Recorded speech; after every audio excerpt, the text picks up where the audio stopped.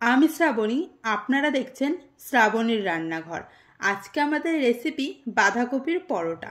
বাঁধাকপির পরোটা হয়তো আপনারা অনেকেই বানিয়েছেন, কিন্তু আমি যে পদ্ধতিতে করব সেখানে না পুরের তরকারি রান্না করার ঝামেলা থাকবে, না বেলার সময় ফেটে যাওয়ার সমস্যা।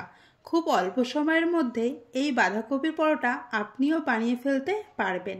তাহলে চলুন ভিডিওটি শুরু করা যাক। প্রথমেই বাঁধাকপি ছোট ছোট করে কেটে রেখেছিলাম। বাঁধাকপি বয়েল করে নেব।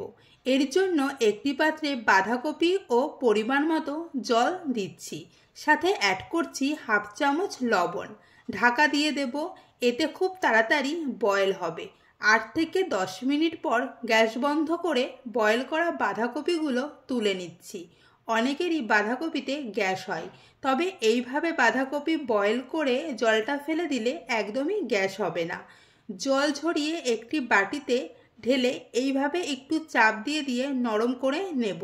এতে এর ভেতরে যে এক্সট্রা জলটা রয়েছে সেটি বেরিয়ে যাবে। এবার বাঁধাকপিতে যে এক্সট্রা জলটা আছে সেটি চিপে ফেলে দেব। এবার এটিকে সাইডে রেখে এক বাটি আটা নিয়ে নেব।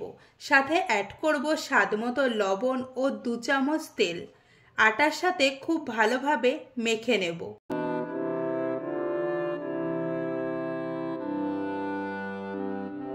এর মধ্যে অ্যাড করব একটি পেঁয়াজ কুচি, 4 থেকে 5টা লঙ্কা কুচি, 1 চামচ আদা কুচি, ধনেপাতা কুচি ও বয়েল করে জল ঝরিয়ে নেওয়া বাঁধাকপি।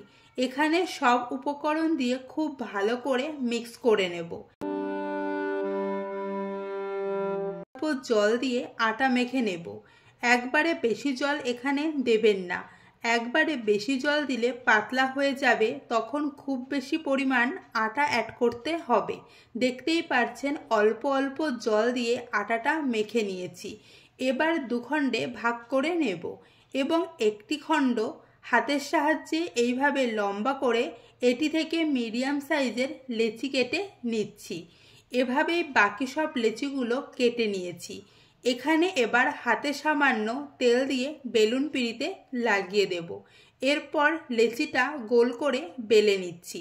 দেখতেই পাচ্ছেন কত সুন্দরভাবে বেলা যাচ্ছে। এখানে এক্সট্রাভাবে পুর ভরলে ফেটে যাওয়ার সম্ভাবনা থাকে, কিন্তু সেই সব সমস্যা ছাড়াই খুব সুন্দরভাবে বাঁধাকপির পরোটা বেলা হয়ে গেছে। এবার এটিকে ভেজে নেব। প্রথমেই দুপাশ ছেঁকে নেব খুব ভালো করে। দুপাশ ছেঁকা হয়ে গেলে সাইড থেকে 1 চামচ তেল অ্যাড করব।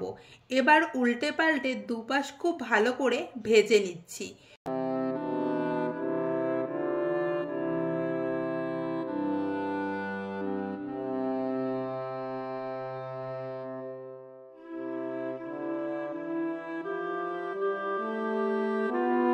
পরোটা খুব ভালো করে ভাজা হয়ে গেলে তুলে নেব।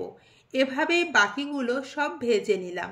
দেখতেই পারলেন রেসিপিটি বানানো কতটা সহজ। তাহলে আপনারাও ব্রেকফাস্ট বা ডিনারে এই পদ্ধতিতে অতি অল্প সময়ে বানিয়ে ফেলতে পারেন বাঁধাকপির পরোটা। তাহলে রেসিপিটি কেমন লাগলো অবশ্যই কমেন্ট করে জানাবেন। দেখা হচ্ছে নতুন কোনো ভিডিওতে নতুন কোনো রেসিপি নিয়ে।